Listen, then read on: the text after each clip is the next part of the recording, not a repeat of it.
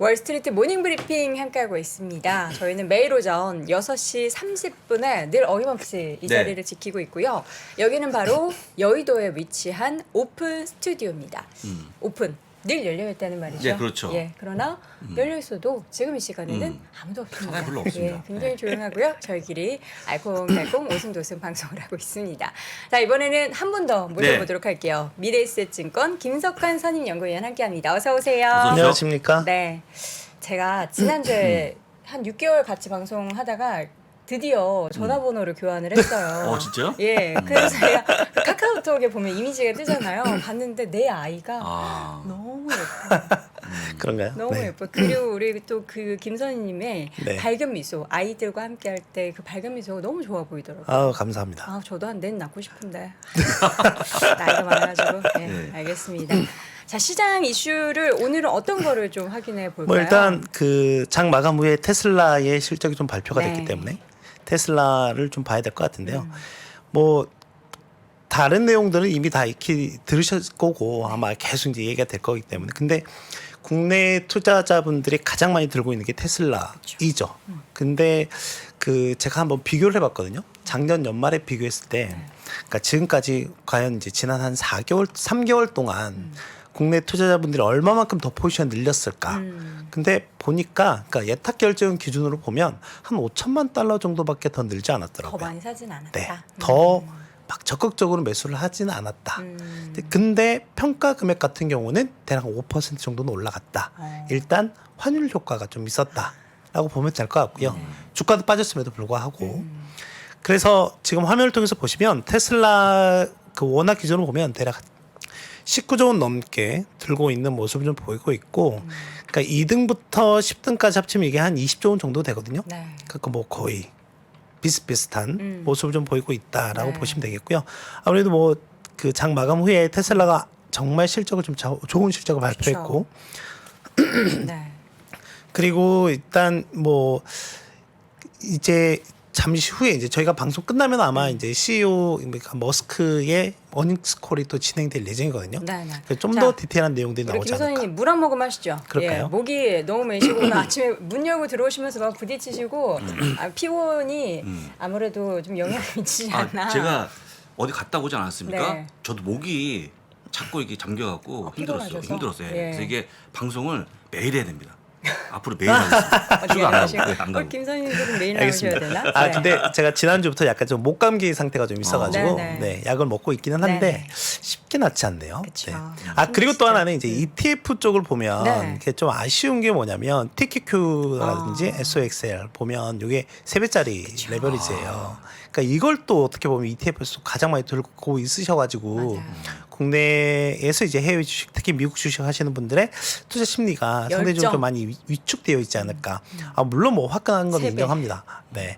그래서 그러면 그 테슬라 관련해서는 한 가지만 더 말씀을 좀 드리도록 하겠습니다. 제가 뭐 일단은 그 이쪽을 보는 것보다는 아무래도 매크로 쪽을 좀 더 많이 말씀드릴 네. 예정이기 때문에 보면은 1분기에 이미 차량 판매가 4월 초에 발표가 됐기 때문에 전년 대비 70% 가까이 증가를 했고, 특히나 올해 같은 경우에는 독일이라든지 미국 텍사스 공장이 또 새롭게 오픈을 했기 때문에 일단 뭐 아까 장 부사장님이 준비해 준 자료에도 올해 전체적인 판매량은 전년 대비 한 50% 정도 늘 것 같다라고 하면 대략 한 140에서 150만 대 정도를 예상을 하고 있는 상황이기 때문에 이런 부분들은 상당히 좀 긍정적이다라고 보면 될 것 같고, 그 외단에서 뭐 테슬라 같은 경우 비트코인도 또 보유하고 있기도 하고 또 하나는 최근에 트위터 인수하겠다라는 뭐 그런 이슈들 등등이 있기 때문에 이런 부분들은 좀 같이 참고해서 보시면 될 것 같다라고 말씀드리고 싶습니다. 네, 뭐 실적 관련된 얘기는 테슬라 얘기만 딱 들으면 네. 기분이 참 좋습니다. 네. 예, 다행이라는 네, 생각이 다행이죠. 들고요.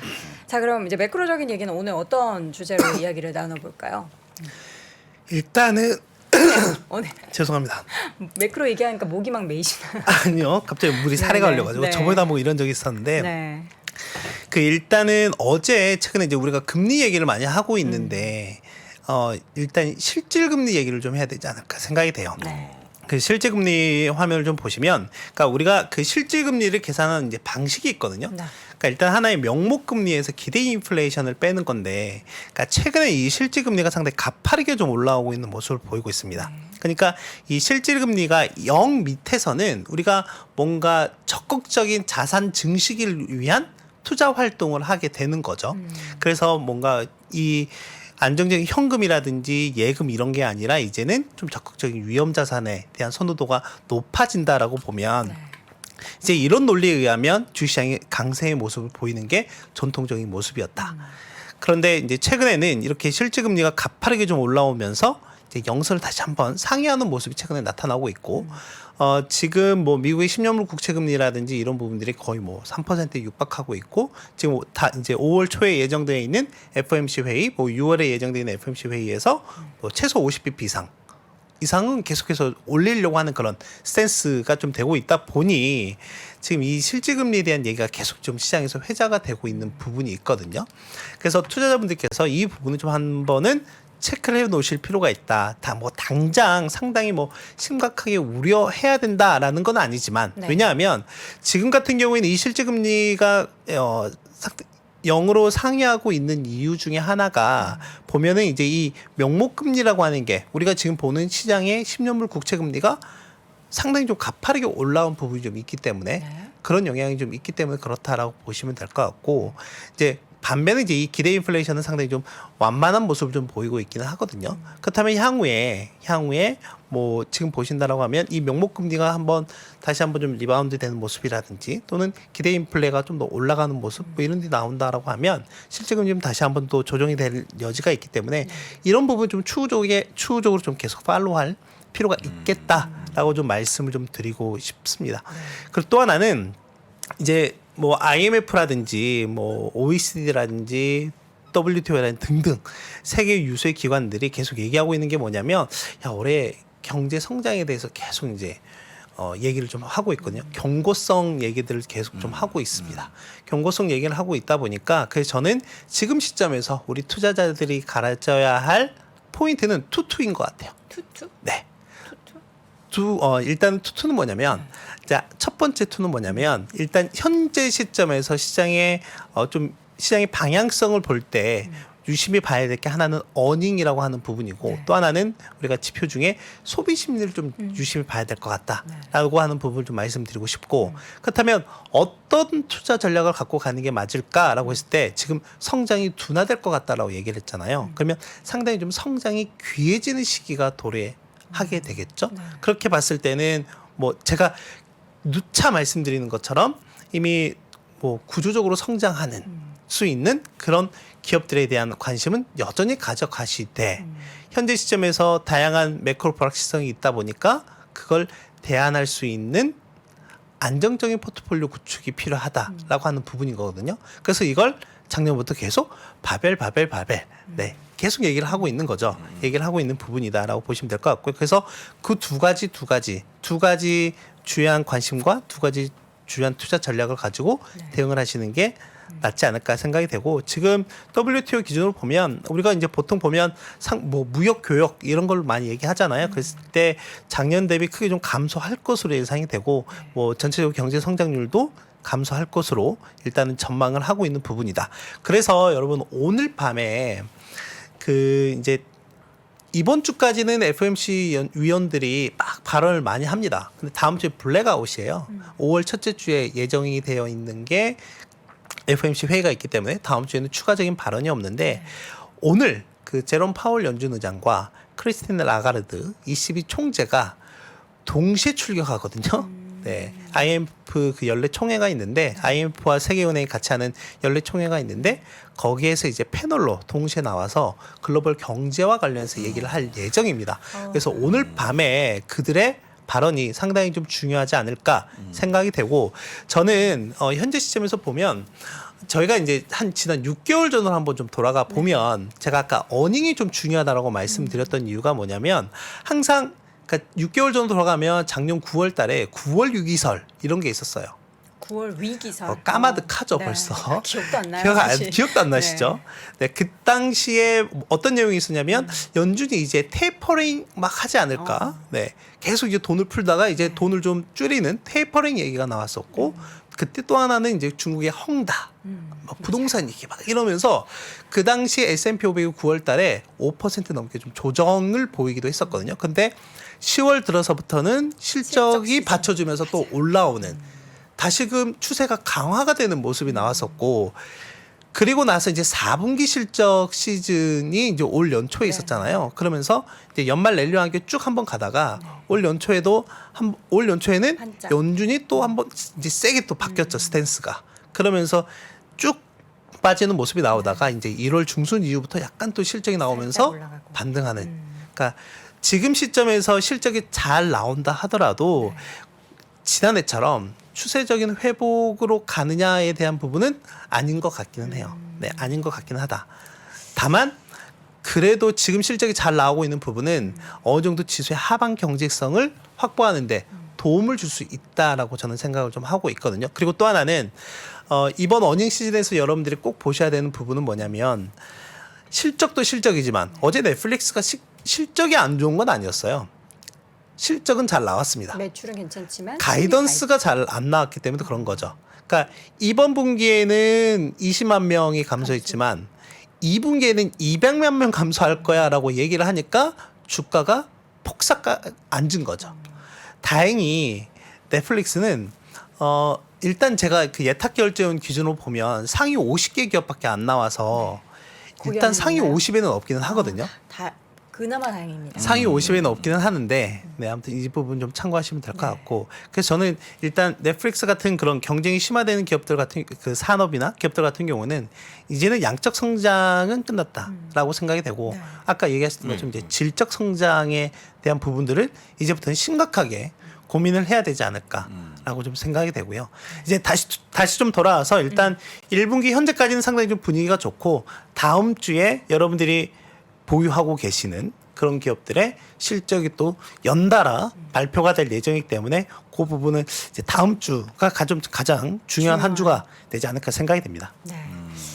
지금 보면 우리가 경쟁력이 있는 기업, 그러니까 네. 성장이 좀 침체된 와중에서 성장을 계속 이어가는 기업들을 잘 골라서 포트폴리오에 가지고 있으면은 좀 흔들려도 계속해서 기대할 수 있는 부분들이 있는데 반대로 유연이 되죠. 유연되고 그렇죠. 성장이 여기에서 꺾인다. 확실하게 꺾이고 네. 앞으로도 회복에 대한 부분이 좀 불확실하다라는 그런 기업들을 가지고 계신 분들은 포트폴리오 재정비가 반드시 필요하지 않나. 그렇죠. 네, 어떻게 그래서 계속 뭐 말씀드리고 있는 네. 부분이고 한 가지 이제 참고하실 부분은 제가 최근에 저희가 결국에는 이제 물가 관련한 얘기를 좀 많이 하니까 물가 관련한 얘기를 많이 하니까 그래서 계속 말씀드렸던 게 프라이스 캡 차이예요. 그러니까 생산자 물가의 증가율과 소비자 물가의 증가율 그리고 그걸 얼마만큼 잘 전가하느냐라고 했을 때 지금 보시면은 이 프라이스 캡 자체가 계속해서 이제 플러스권에서 있기 때문에 이 부분은 생산자에 대한 원가 부담으로 가게 되는 거고 이걸 이제 소비자한테 전가해야 되는 부분들이 발생하고 있는 거고 그걸 잘하는 기업, 잘하는 산업 을 보자라고 했던 거죠. 그리고 보면 기업들의 이제 마진 뭐 지금 테슬라 같은 경우는 거의 압도적인 실적을 내고 있긴 하지만 지금 S&P 500 전체적으로 보면 지난해 2분기 이후부터 보면 계속해서 마진율이 감소하고 있는 모습을 보이고 있는 상황입니다. 그러니까 기업들도 계속해서 마진 압박을 그러니까 심각하게 직면하고 있는 상황이다라고 하는 거니까 이번에 실적 발표하면서 이런 부분들을 어떻게 그러니까 우리 회사는 또는 앞으로 어떻게 비용 관리를 할지 뭐 만약에 기업들이 이거에 대해서 우리가 계속 가격 인상을 해야 될 것 같아. 그게 대표적인 게 P&G 같은 거잖아요. 그렇죠. 네. 그런다라고 하면 그 기업들에 대한 포지션 자체는 계속해서 롱으로 가져가도 된다라고 하는 거죠. 이제 그런 것들을 잘하는 섹터가 뭐 좀 발음을 조심해야 될 것 같고, 네, SHUT 네, 요쪽에 잘 보시면 될 것 같습니다. 네. 그래서 대표적으로 계속 말씀드리고 있는 게 이제 필수 소비재 쪽이고 보면은 헬스케어 쪽도 보면 엊그저께 존스앤존슨이 실적을 상당히 잘 발표했고 유나이티드 헬스 같은 경우는 상당히 좋은 모습을 보이고 있거든요. 그래서 존스앤존슨 같은 경우는 역사 신고가예요. 지금 네, 그런 모습 좀 보이고 있고 최근 이제 유틸리티 관련해서는 뭐 전기나 가스나 지금 뭐 안 오르는 게 없는 상황이다 보니까 이 부분들이 특히 우리나라는 아무래도 이제 공적 요금 통제를 심하게 하는 편이지만 미국은 그렇지 않거든요. 네, 충분히 이제 소비자가의 전가를 할 수 있는 부분들이 있다라고 하는 부분들. 뭐 통신 같은 경우에는 뭐 전통적인 경기 방어주의이기도 하지만은 뭐 배당적인 측면에서도 같이 한번 그러네. 접근을 해보셔도. 그리고 이제 또 하나의 카테고리 아까 말씀드렸던 구조적 성장을 하는 네. 그러니까 결국엔 제가 계속 말씀드린 뭐 리딩 컴퍼니 쪽은 이런 쪽이니까 솔직히 개별 단으로도 각각 비중도 크게 있기도 하지만은 네. 만약에 나 이런 개별 기업 단 힘들 것 같아 이러면 얘네들만 모아 있는 또 ETF도. ETF도 있으니까 그런 부분을 좀 접근을 하시는 게 현명하지 않을까 생각이 됩니다. 네. 소비 관련해서 요즘에 그 이 준비해 주신 자료 중에서 신용카드의 네. 사용이 1분기 엄청 많이 늘어났더라고요. 네, 맞아요. 그리고 이제 거기다 또 하나 리오프닝을 네. 보셔야 되지 않을까라고 생각이 되는데, 근데 이 부분은 조금 나중에 악유가 생길 가능성이 있을 것 같아요. 왜요? 그러니까 어떤 악유냐면 지금 저희가 팬데믹으로 인해서 상당히 좀 응축되어 있는 이 소비라고 하는 게 있잖아요. 네. 그러니까 그게 한번 이게 끝나면서, 그러니까 팬데믹이 엔데믹이 되면서 한번 이제 폭발적으로 나오는 이 소비와 그리고 지금 계속 저변에서 그 가능성이 점증되고 있는 경기 침체 또는 경기 둔화로 인해 발생하는 이 소비 감소 이 부분이 나중에 당장은 아니지만 앞으로 한 최소한 3개월에서 6개월 후에는 좀 악유가 될 것 같은데 저도 이 부분을 상당히 좀 잘 보고 있는 상황이거든요. 그래서 일단 단기적으로는 이 리오프닝과 관련해서는 적극적인 관심이 필요하다라고 생각이 되고, 그러니까 1분기 금융주들이 지난주부터 이번 주 초반까지 실적을 다 발표했는데 보시면은 전체적으로 실적이 전년 대비 이익이에요. 이익이 감소하는 모습은 좀 보이긴 했지만 시장 예상치에는 뭐 약간 상회하거나 또 부합하는 그런 모습들을 보이긴 했거든요. 지금 보시면은 특히 이 소비자 금융 쪽, 그러니까 신용카드 사용이나 이런 부분을 보면 전사 다 증가하는 모습을 보였습니다. 전사 다 증가하는 모습을 보였고 이제 그런 것들이 실제 어떤 부분으로 나타나냐면 저희가 이제 미국에서 보면 이제 비행기 얘기를 많이 하잖아요. 얼마나만큼 여행을 많이 다니냐 뭐 이런 걸 얘기하는데 지금 올해 놓고 보면 2019년 대비 한 84% 수준까지 회복을 했고 당장 4월만 놓고 보면 90% 수준까지 회복을 했습니다. 그리고 지금 CDC뿐만이 아니라 지금 미국 내에서 보면은 이제 항공기 내에서도 마스크를 네, 벗어도 착용 안 된다라는 해도. 그런 내용들이 나오고 있으니까 그래서 지난주 뭐 델타 항공뿐만이 아니라 이번 주에 뭐 아메리카 항공이라든지 또 유나이트 항공 계속 실적 발표가 될 예정이고 했고 하기 때문에 이런 부분도 좀 보시면 좋을 것 같고요.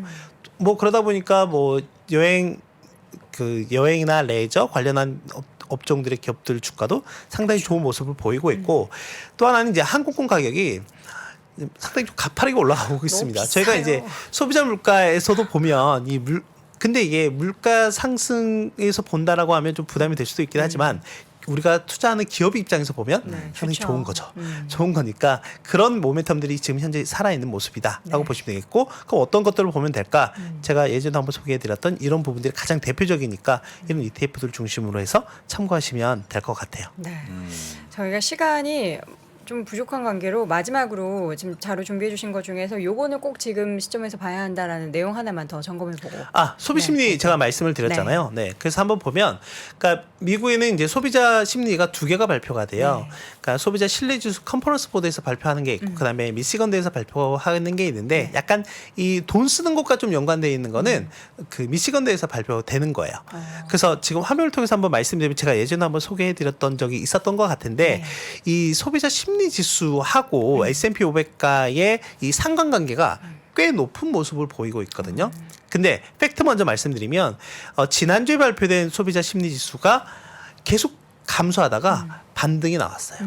네, 반등이 나오는 모습이 나왔고 그럼 지금 시점에서 S&P 500이 우리 지수가 반등 나오는 모습이 나올 수 있던 게 어떤 게 있을까? 일단 이 소비 심리가 좀 잘 나왔다는 부분이 하나의 긍정적인 요인, 그리고 기업들의 실적이 지금 긍정적으로 나오고 있다라고 하는 부분이 두 번째 요인으로 좀 보시면 되지 않을까 생각이 돼서 요 장표는 좀 하나 보여드리고 싶었고 특히 미시건대 소비자 심리 지수 같은 경우에는 매월 중순에 예비치 잠정치를 발표하고 매월 말에 이제 확정치 발표하니까 그 부분 같이 좀 참고하시면 될 것 같습니다. 네. 미국인들하고 뭐 우리나라 분들하고의 시차는 좀 있겠지만 우리도 뭔가 막 더 큰 거를 쓰기 시작하는 시기가 좀 도래하고 있는 것 같기는 그렇죠. 해요. 그렇습니다. 근데 이게 또 증시에 얼마나 또 활력을 미치게 될지는 조금 더 시차가 있으니까 지켜보셔야 될 것 같습니다. 자, 이렇게 해서 오늘도 미래에셋증권 김석환 선임연구위원 함께했습니다. 고맙습니다. 고맙습니다. 감사합니다.